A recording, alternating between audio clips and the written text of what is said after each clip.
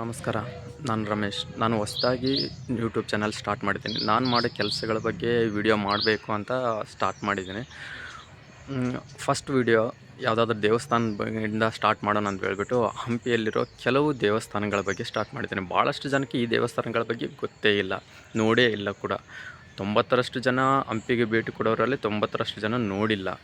ತುಂಬ ಅದ್ಭುತವಾಗಿರ್ತಕ್ಕಂಥ ದೇವಸ್ಥಾನಗಳು. ಜಂಬುನಾಥ ಬೆಟ್ಟ ಅಂತ ಇದೆ, ಜಂಬುನಾಥ ದೇವಸ್ಥಾನ. ಅದನ್ನು ಭಾಳ ಜನ ನೋಡಿಲ್ಲ. ಅದು ಆ್ಯಕ್ಚುಲಿ ಶ್ರೀಕೃಷ್ಣ ದೇವರಾಯ ಕಟ್ಟುವಾಗ ಸಾಮ್ರಾಜ್ಯದ 4 ಮೂಲೆಗಳಲ್ಲಿ 4 ದೇವಾಲಯಗಳನ್ನು ಸ್ಥಾಪಿಸ್ತಾರಂತೆ. ಅದರಲ್ಲಿ ಇದು ಒಂದು. ಈ ದೇವಸ್ಥಾನ ತುಂಬ ದೊಡ್ಡದು. ಭಾಳಷ್ಟು ದೇವಾಲಯಗಳಲ್ಲಿ ಮೂರ್ತಿನೇ ಇಲ್ಲ. ಕೆಲವೇ ದೇವಸ್ಥಾನಗಳಲ್ಲಷ್ಟೇ ಇರೋದು. ಅಂಥ ದೇವಸ್ಥಾನಗಳಲ್ಲಿ ಇವು ಕೂಡ ಒಂದು. ಆದರೂ ಭಾಳ ಜನ ಕಣ್ಣಿಗೆ ಬಿದ್ದಿಲ್ಲ. ತೋರಿಸ್ತೇನೆ ನಾನು. ಜಂಬುನಾಥ ದೇವಸ್ಥಾನ ತುಂಬ ದೊಡ್ಡದಿದೆ, ಬೆಟ್ಟದ ಮೇಲಿದೆ. ಕಾಡು ಗುಡ್ಡಗಳಲ್ಲೂ ಹೋದಂಗೆ ಇರುತ್ತೆ, ತಿರುಪತಿ ಮೆಟ್ಟಿಲು ಏರಿದಂಗೆ ಇರುತ್ತೆ, ಅಷ್ಟು ಚೆನ್ನಾಗಿರುತ್ತೆ. ನಾನು ತೋರಿಸ್ತೇನೆ. ಹೋಗೋಣ ಬನ್ನಿ ವಿಡಿಯೋಗೆ. ಇದು ಜಂಬುನಾಥ ಬೆಟ್ಟದ ಆರಂಭ. ಅಷ್ಟು ಗುಡ್ಡಗಾಡುಗಳಲ್ಲಿ ತುಂಬಿರುತ್ತದೆ. ತಿರುಪತಿ ಮೆಟ್ಟಿಲು ಏರಿದಂಗೆ ಇರುತ್ತೆ ಇದನ್ನು ಏರಿದ್ರು. ಈ ದೇವಸ್ಥಾನದ ಒಳಗಡೆ ಈ ಥರ ಇದು ಬಿಸಿಲೇ ಬೀಳದ ಬಾವಿ, ತುಂಬ ಹೆಸರುವಾಸಿ. ಮತ್ತು ಈ ದೇವಾಲಯ ಹಂಪಿಯಲ್ಲಿರುವ ಎಲ್ಲ ದೇವಾಲಯಗಳಷ್ಟೇ ಇದು ಕೂಡ ಅಷ್ಟೇ ಫೇಮಸ್, ಅಷ್ಟೇ ಸುಂದರವಾಗಿರ್ತಕ್ಕಂಥ ದೇವಾಲಯ. ಆದರೂ ಭಾಳ ಜನಗಳ ಕಣ್ಣಿಗೆ ಯಾಕೋ ಬಿದ್ದಿಲ್ಲ. ಇದು ಜಂಬುನಾಥ ಬೆಟ್ಟ. ಈ ಬೆಟ್ಟದ ಹೆಸರೇ, ಈ ಗುಡಿ ಹೆಸರೇ ಬೆಟ್ಟಕ್ಕಿಟ್ಟಿದ್ದಾರೆ ಅಷ್ಟೇ. ಇದು ತುಂಬ ದೊಡ್ಡ ದೇವಸ್ಥಾನ. ಇದನ್ನು ಡೆಮೋಲೇಷನ್ ಮಾಡಿಬಿಟ್ಟು ಮತ್ತೆ ರೀಕನ್ಸ್ಟ್ರಕ್ಷನ್ಸ್ ಮಾಡಿದ್ದಾರೆ. ಇದೆಲ್ಲ ಏನಿದೆ, ಇದೆಲ್ಲ ರೀಕನ್ಸ್ಟ್ರಕ್ಷನ್ ಮಾಡಿರ್ತಕ್ಕಂಥ ಹೊಸದಾಗಿ ಕಟ್ಟಿರ್ತದ್ದು. ಇದು ರಘುನಾಥ ದೇವಾಲಯ. ಈ ರಘುನಾಥ ದೇವಾಲಯ ಮೌಲ್ಯವಂತ ಗುಡ್ಡದ ಮೇಲಿದೆ. ಅದ್ಭುತವಾದ ದೇವಾಲಯ ಇದು. ಹಂಪಿಯಲ್ಲಿ ತುಂಬ ದೇವಾಲಯಗಳಲ್ಲಿ ಮೂರ್ತಿನೇ ಇಲ್ಲ, ಮೂರ್ತಿಗಳನ್ನೆಲ್ಲ ಎತ್ಕೊಂಡು ಹೋಗ್ಬಿಟ್ಟಾರೆ. ಕೆಲವೇ ದೇವಸ್ಥಾನಗಳಲ್ಲಷ್ಟೇ ಮೂರ್ತಿ ಇರೋದು. ಅದರಲ್ಲಿ ಈ ದೇವಸ್ಥಾನದಲ್ಲಿ ಕೂಡ ಇದೆ. ಇದು ತುಂಬ ದೊಡ್ಡದಿದೆ, ಆದರೂ ಭಾಳಷ್ಟು ಜನ ಕಣ್ಣಿಗೆ ಬಿದ್ದಿಲ್ಲ. ರಾಮ ಮತ್ತು ಸೀತಾ ವನವಾಸದಲ್ಲಿದ್ದಾಗ ಮಳೆಗಾಲ ಪೂರ್ತಿ ಇಲ್ಲೇ ಕಳೆದ್ರು ಅಂತ ಇದರಲ್ಲಿ ಬರೆದಿದೆ. ಅಂದರೆ ಇತಿಹಾಸದಲ್ಲಿ ಇಲ್ಲಿ ಬರೆದಿದ್ದಾರೆ. ಇಲ್ಲಿ ಮತ್ತು ಹನುಮಂತನ ಅಂದರೆ ಆಂಜನೇಯನ ವಿಗ್ರಹಗಳು ಕೂಡ ಇದೆ, ತುಂಬ ಚೆನ್ನಾಗಿದೆ ಅವು ಕೂಡ. ಇಲ್ಲಿ ಅದ್ರ ಬಗ್ಗೆ ಸ್ವಲ್ಪ ವಿವರಿಸಿದ್ದಾರೆ. ನೀವು ಬೇಕಾದರೆ ಪಾಸ್ ಮಾಡಿ ಒಂದು ಸತಿ ನೋಡಿರಿ. ಇದರಲ್ಲಿ ನಾನು ಸ್ವಲ್ಪ ಬೇಗ ಓಡಿಸ್ಬಿಡ್ತೀನಿ. ನೀವು ನೋಡಬೇಕು ಅಂತಂದರೆ ಪಾಸ್ ಮಾಡಿ ನೋಡಿ ಒಂದು ಸತಿ. ಆಮೇಲೆ ದೇವಸ್ಥಾನ ನೋಡೋಣ. ಇದು ನೋಡಿರಿ, ತುಂಬ ಚೆನ್ನಾಗಿದೆ ದೇವಸ್ಥಾನ. ಇಲ್ಲಿ ಯಾವಾಗಲೂ ರಾಮ ಸೀತೆ ಭಜನೆಗಳು ಯಾವಾಗಲೂ ನಡೀತಾನೇ ಇರ್ತದೆ. ಅಲ್ಲಿ ಆಲ್ಮೋಸ್ಟ್ ದಿನಪೂರ್ತಿನೇ ನಡೀತಾನೆ ಇರ್ತದೆ. ಇಲ್ಲಿ ಸೈಡಲ್ಲಿ ಕೂತಿದ್ದಾರೆ ನೋಡಿ, ಅವರು ಭಜನೆ ಮಾಡ್ತಾಯಿದ್ದಾರೆ. ಯಾವಾಗಲೂ ಮಾಡ್ತಾನೆ ಇರ್ತಾರೆ ಭಜನೆ ಅವರು. ಹೋದ ಸತಿ ಬಂದಾಗಲೂ ನೋಡಿದ್ವಿ, ಅವಾಗಲೂ ಇತ್ತು, ಈಗಲೂ ಮಾಡ್ತಿದ್ದಾರೆ. ಹಂಗಾಗಿ ನಾನು ಹಂಗೆ ಎಕ್ಸ್ಪೆಕ್ಟ್ ಮಾಡಿದ್ದೀನಿ ಯಾವಾಗಲೂ ಮಾಡ್ತಾರೆ ಅಂತ. ಒಳಗೆ ಹೋಗೋಣ.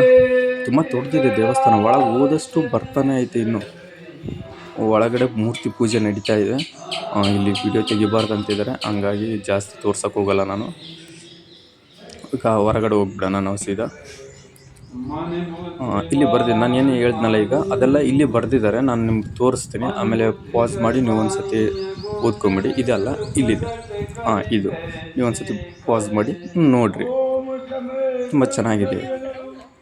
ಇದು ಒಂಥರ ಹೊರಗಡೆ ಒಂದು ದೇವಸ್ಥಾನ, ಇಲ್ಲೇ ಒಳಗಡೆನೆ ಈ ಕಾಂಪೌಂಡ್ ಒಳಗಡೆನೆ 2 ದೇವಾಲಯಗಳಿದ್ದಾವೆ. ಒಂದರಲ್ಲಿ ಮೂರ್ತಿ ಇಲ್ಲ. ಇದು ಒಂದು ಬಂಡೆಗಲ್ಲ ಮೇಲೆ ಕಟ್ಟಿದ್ದಾರೆ. ಅದ್ಭುತ. ಈ ಕಡೆ ಒಂದು ಸಣ್ಣ ದ್ವಾರ ಇದೆ. ಮೇಲ್ಗಡೆ ಬಂದರೆ ಒಂದು ಶಿವನ ದೇವಸ್ಥಾನ. ಇದು ಕೂಡ ಒಂದು ಕಲ್ಲಿನ ಮೇಲೆ ಕಟ್ಟಿದ್ದಾರೆ. ತುಂಬ ಚೆನ್ನಾಗಿದೆ. ಇಲ್ಲಿ ಎಲ್ಲ ಕಡೆ ಫೇಮಸ್ ಆಗಿರೋದು ಇದು. ನಾವು ಇನ್ಸ್ಟಾಗ್ರಾಮಲ್ಲಿ ಆಗಿರಲಿ, ಯೂಟ್ಯೂಬ್ಗಳಲ್ಲಾಗಿರಲಿ ಜಾಸ್ತಿ ಫೇಮಸ್ ಆಗ್ತಿರ್ತದೆ. ಇದು ಇಲ್ಲಿದೆ ಅಂತ ಭಾಳ ಜನ ಅಂದ್ಕೊತಿರ್ತಾರೆ. ಇದು ಎಲ್ಲಿದೆ ಕಾಣಲ್ಲ ಅಂತ. ಇಲ್ಲಿದೆ ಇದು. ಇಲ್ಲಿ ಪ್ರತಿಯೊಂದು ಶಿವನಿಗೂ ಒಂದೊಂದು ಬಸವಣ್ಣನನ್ನು ಕೆತ್ತಿದ್ದಾರೆ. ತುಂಬ ಚೆನ್ನಾಗಿದೆ. ಇದು ಸನ್ಸೆಟ್ ಟೈಮಲ್ಲಿ ತುಂಬ ಚೆನ್ನಾಗಿ ಕಾಣಿಸುತ್ತೆ. ನೀವು ರೀಲ್ಸ್ಗಳೆಲ್ಲ ನೋಡಿರ್ತೀರಿ, ಆಲ್ಮೋಸ್ಟ್ ಸನ್ಸೆಟ್ ಟೈಮಲ್ಲಿ ಇದನ್ನು ತೋರಿಸ್ತಿರ್ತಾರೆ. ತುಂಬ ಚೆನ್ನಾಗಿದೆ. ಇದು ಭಾಳ ಜನಕ್ಕೆ ಎಲ್ಲಿದೆ ಅಂತಲೇ ಗೊತ್ತಿಲ್ಲ. ನೋಡಿ, ಇದೇ ದೇವಸ್ಥಾನದ ಹತ್ರ ಇದಿರೋದು. ಈ ಕಡೆ ಗುಡ್ಡದಿಂದ ಹಿಡಿದು ಆ ಕಡೆ ಗುಡ್ಡದವರೆಗೆ ಎಲ್ಲ ದೇವಸ್ಥಾನಗಳೇ ತುಂಬಿಬಿಟ್ಟಿದ್ದಾವೆ. ಇಲ್ಲೆಲ್ಲ ಒಂದು ಇದಿದೆ, ಈಶ್ವರನ ದೇವಸ್ಥಾನ. ಒಳಗಡೆ ಓಪನ್ ಇಲ್ಲ, ನಾನು ಕಿಟಕಿಯಿಂದ ತೋರಿಸ್ತಾ ಇದ್ದೀನಿ. ಈ ಸಣ್ಣ ಮೂರ್ತಿ ಇದೆ. ಇದೆಲ್ಲ ಒಂದು ಕಲ್ಲಿನ ಮೇಲೆ ಇದು ಮಾಡಿದ್ದಾರೆ ಇದನ್ನೆಲ್ಲ. ಇದ್ರ ಪಕ್ಕದಲ್ಲೇ ಇದು ಶಿವನ ಮತ್ತು ಬಸವಣ್ಣನ ಮೂರ್ತಿಗಳು ಸಿಗ್ತವೆ. ಅಲ್ಲಿ ಜೂಮ್ ಮಾಡಿ ತೋರಿಸ್ತಾನೆ ನಾನು ನಿಮ್ಗೆ. ಅದು ಅಲ್ಲಿ ಮೇಲೆ ಏನಾದರೂ ಏರಿದ್ರಪ್ಪ ಅಂದ್ರೆ ಫುಲ್ ಸರೌಂಡಿಂಗ್ ಲೊಕೇಶನ್ ಕಾಣುತ್ತೆ ನಿಮಗೆ. ಅದ್ರ ನಾನು ಈಗೇನು ಜೂಮ್ ಮಾಡಿ ತೋರಿಸಿದ್ನಲ್ಲ ಅದ್ರ ಕೆಳಗಡೆನೇ ಇದಿರೋದು. ಇದು ಆಂಜನೇಯನ ದೇವಸ್ಥಾನ. ತುಂಬ ಚೆನ್ನಾಗಿದೆ. ನೀವು ಆಂಜನೇಯನ ಭಕ್ತರಂತೂ ಇದನ್ನ ನೋಡಲೇಬೇಕು. ಅಷ್ಟು ಚೆನ್ನಾಗಿದೆ. ಇಲ್ಲೆಲ್ಲ ಏನೋ ಹನುಮಾನ್ ಅಂತ ಬರೆದಿದ್ದಾರೆ. ಇದೇ ಹನುಮಾನ್ ದೇವಸ್ಥಾನ. ಒಳಗಡೆ ಹೋಗೋಣ. ಇದು ಕೂಡ ಅಷ್ಟೇ, ಒಂದು ಬಂಡೆ ಕೆಳಗಡೆ ಆಗಿದೆ. ಇದು ಒಂದು ಬಂಡೆ ಕೆಳಗಡೆ ಮಾಡಿದ್ದಾರೆ. ಪೂರ್ತಿ ಇದರಿಂದ ಯಾವುದು ಕೇಸರಿಯಿಂದ ತುಂಬಿಸ್ಬಿಟ್ಟಿದ್ದಾರೆ. ಮೂರ್ತಿನ ಸರಿಯಾಗಿ ಕಾಣಿಸ್ತಲ್ಲ, ಅಷ್ಟು ಅದೇ ಏನು ಕೇಸರಿ ಅದನ್ನೇ ತುಂಬಿಬಿಟ್ಟಿದ್ದಾರೆ. ಒಂದು ಮೇಲ್ಗಡೆ ಎಲ್ಲ ಅಷ್ಟು ಕಲ್ಲು, ಇದು ಅಷ್ಟು ಕಲ್ಲಿನ ಕೆಳಗಡೆ ಮಾಡಿದ್ದಾರೆ ಇದನ್ನು. ನಾನು ಅಲ್ಲೇನು ಜೂಮ್ ಮಾಡಿ ತೋರಿಸಿದ್ನಲ್ಲ ಅದಕ್ಕೆ ಹೋಗೋ ದಾರಿ ಇದು. ಅಲ್ಲಿ ಮೇಲ್ಗಡೆ ಹೋಗಬೇಕು. ನನಗೆ ಟೈಮ್ ಆಗಿಬಿಟ್ಟೈತೆ, ಬೇರೆ ಕಡೆ ಹೋಗೋದಿತ್ತು, ಮನೆ ಕಡೆ ಹೋಗಬೇಕಾಗಿತ್ತಂತ ಹೋಗಿ ತೋರಿಸ್ತಿಲ್ಲ. ನಿಮ್ಗೆ ದಾರಿ ತೋರಿಸ್ತಾನೆ. ಈ ಕಡೆಯಿಂದ ಹೋಗಬೇಕು. ತುಂಬ ಚೆನ್ನಾಗಿ